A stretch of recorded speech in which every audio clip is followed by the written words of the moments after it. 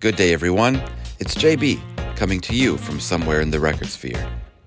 This is episode 2 of a series titled The Minneapolis Sound, a deep dive into my personal collection of Minneapolis Sound music artists. If you haven't already, please check out the first episode in this series, where I covered some of the history surrounding the creation of the Minneapolis Sound, going way back to its jazz, gospel, and blues roots.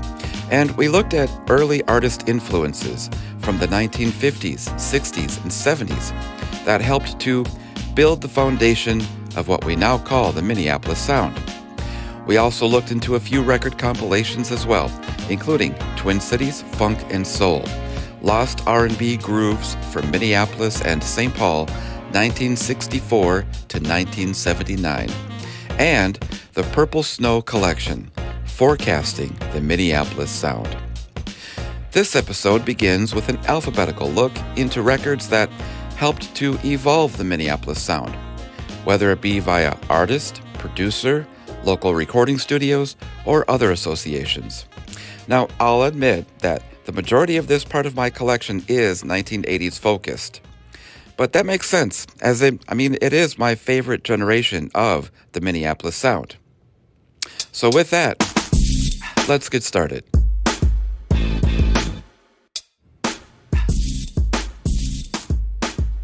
First on the list is a compilation album called 1-800-New Funk.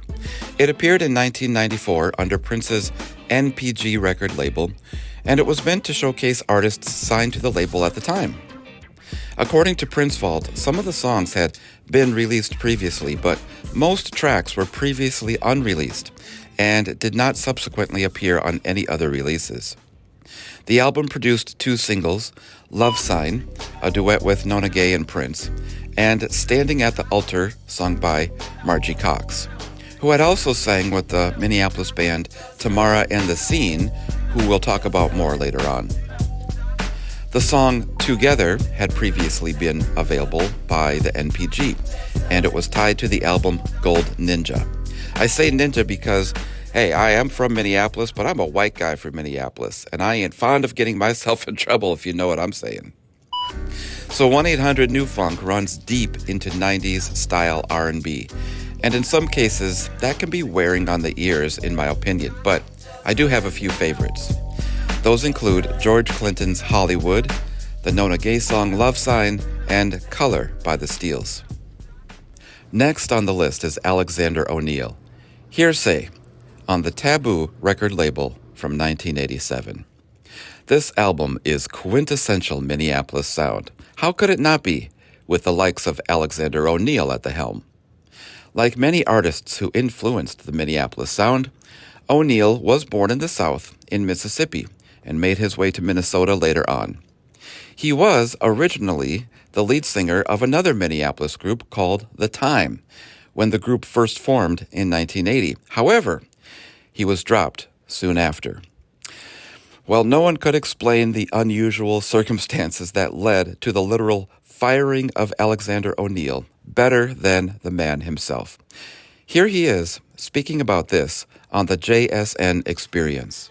I got hired to be the lead singer for The Time, okay? Mm-hmm. Morris Day was going to be the drummer. Morris and Prince had called me and asked me to have a meeting with them. So we went to this very famous musical restaurant in Minneapolis called Rudolph's, the barbecue joint. And we met, and they offered me this job to be the lead singer for The Time.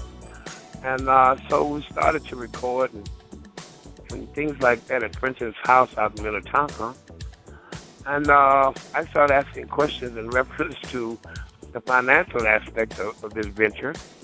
And also, there was another drummer that was going to be left out of the band named Jelly Bean Johnson, because Morris was going to be the drummer, so how could Jelly Bean? Now, we already had a group in Minneapolis called Flight Time, right? So I worked with the Killers, Terry Lewis, Jimmy Jam, Monty Moria, Jelly Bean Johnson, myself, a couple other people.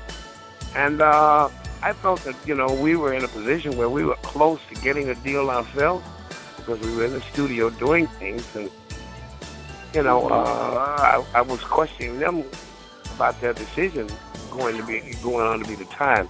Anyway, to make a long story short, I got fired, okay, for opening my mouth, okay, for talking. I learned a big lesson then, about things, but I guess, Miss Diamond, my values had already been formed as my morals as a man and the type of man that I wanted to be and the type of person I wanted to be. They were already formed, so therefore, for me to sit back and to be passive and not to say anything or not to ask any questions, especially in reference to the things that was being required of us, that wouldn't have been Alexander. That wouldn't have been Alexander O'Neal. So consequently, obviously, I guess Prince probably taking the attitude that, you have 100% of nothing, and I'm offering you 50% of something. You have the nerve to question me. Right. Yeah, I do have the nerve to question you. Okay, so I went to rehearsal one night. The only thing, the getting fired wasn't the worst part about it, because sometimes, Miss Diamond, good things comes out of bad situations. You just have to work it and look for the good things. And so getting fired wasn't the worst in the world, but it was the way it was done. Okay? Okay. The way it was done. It was certainly very spineless, and I thought it was cowardly, because Prince never told me I was fired. I went out to a rehearsal one night, and he said, we're not going to do out to the studio session. He said, we're not going to have a session tonight. Morris and I are going down on First Avenue, and he gave me $50, and from that point on, I was out. Well, I didn't know I was out. At least be man enough to tell me, no, you're not going to work out. We're going to get somebody else to do this. That's the only thing that, kind of bugged me about it. Can't you find something else to talk about?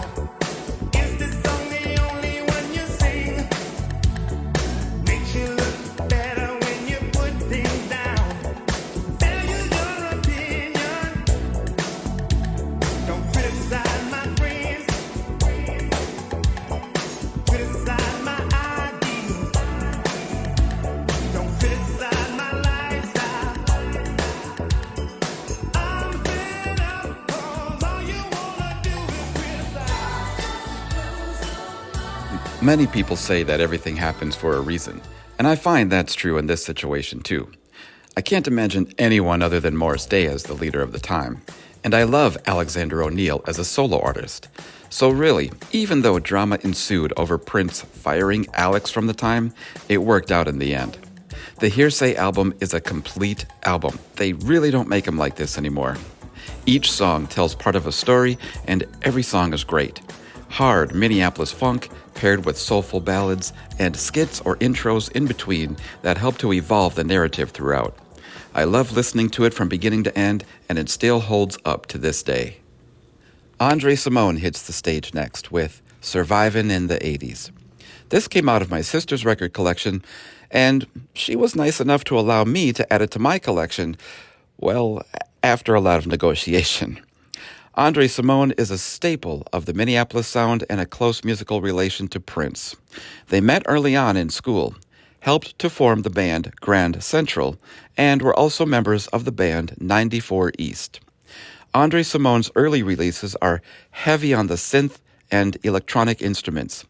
This album, Cymone's second, Survivin' in the 80s, is no exception. The song Make Me Wanna Dance, a decent mid-tempo number, was Cymone's highest charting single.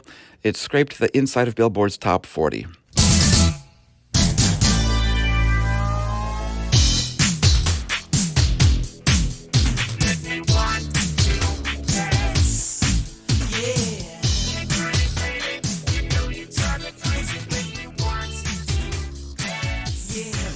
The other single, the title track, Survivin' in the 80s, is a choppy synth-funk number, and it features topical rhymes with references to baggy pants, something that was popular for a time in the 80s. Well, it failed to chart.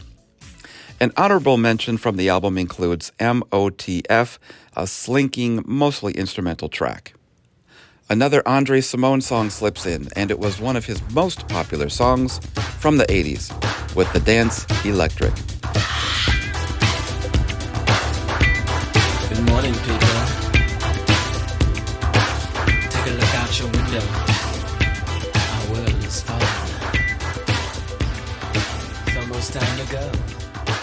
This came from Simone's third album, AC. He sounds the most like Prince on this track, and it's no wonder, as Prince wrote and produced the song. The edition I have in my collection is the 12-inch single with the long version, the edited version, and the red light version. Apollonia 6, with their self-titled debut album, and actually their only album to be released. This was a Prince protege band, released under the Warner label in 1984. Apollonia 6 is the group that rose from the Vanity 6 ashes, with Vanity departing after the release of her album and reading for her part in Purple Rain. Prince quickly had to find a replacement, and that's when Apollonia Kotero came in. The Apollonia 6 album is, it's just okay. I mean, in my opinion, it's not great, but it's not bad. It seems quickly produced in some areas, and the vocal performances by the three members aren't necessarily high standard. I think Prince was mostly garnering visual interest from the sexy lingerie, bedroom eyes, and beautiful girls, and who can blame him? The girls certainly have appeal in those areas. But despite the musical doldrum, the album does have some highlights, the obvious one being Sex Shooter.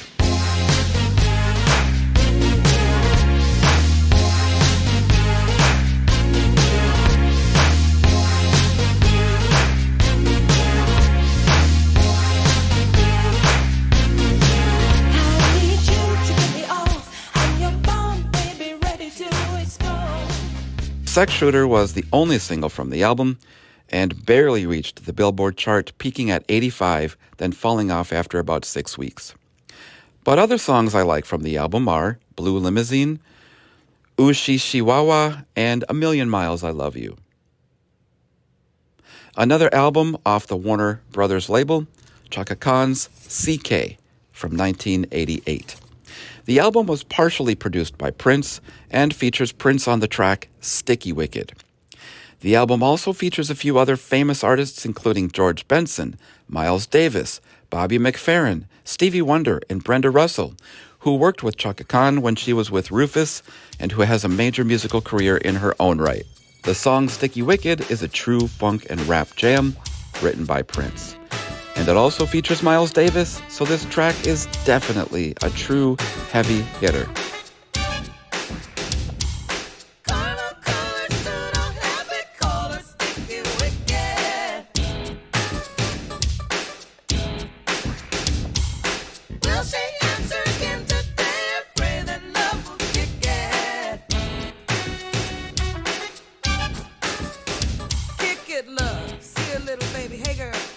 Don't remember your name.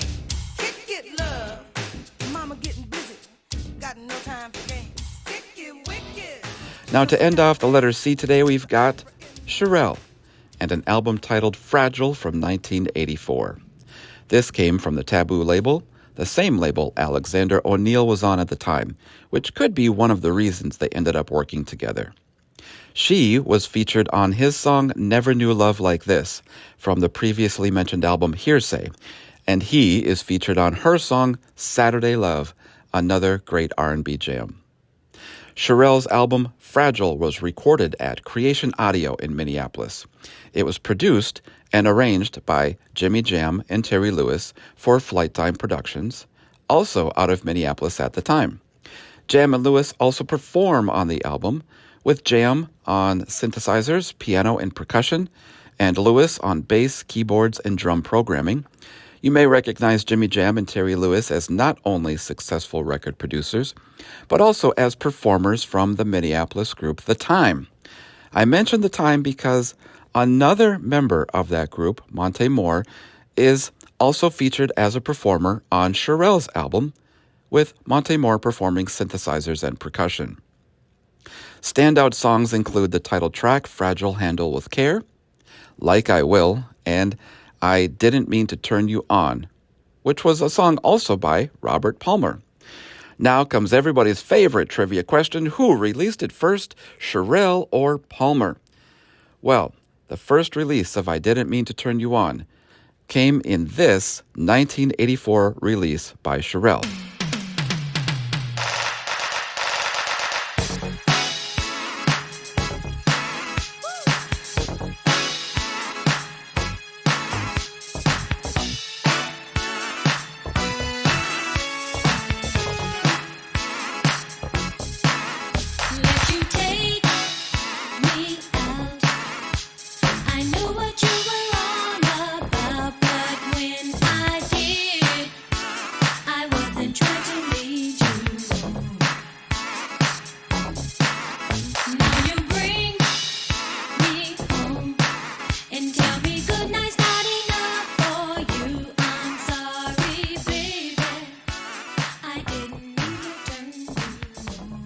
whereas the Robert Palmer version came out a few years later as a cover in his 1986 release, Riptide.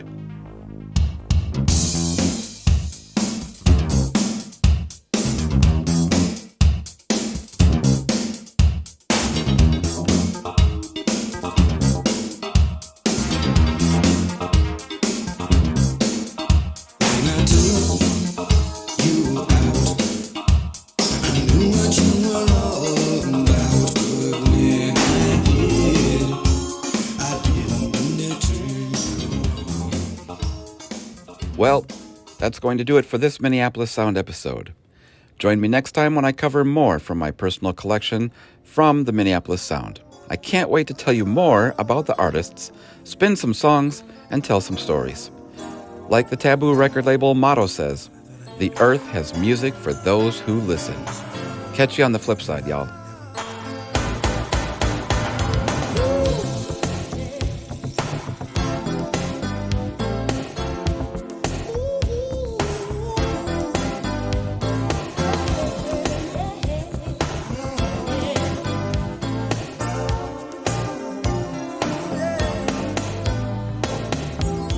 You are my favorite lady. And you are my favorite man. Yes, you are. I know this.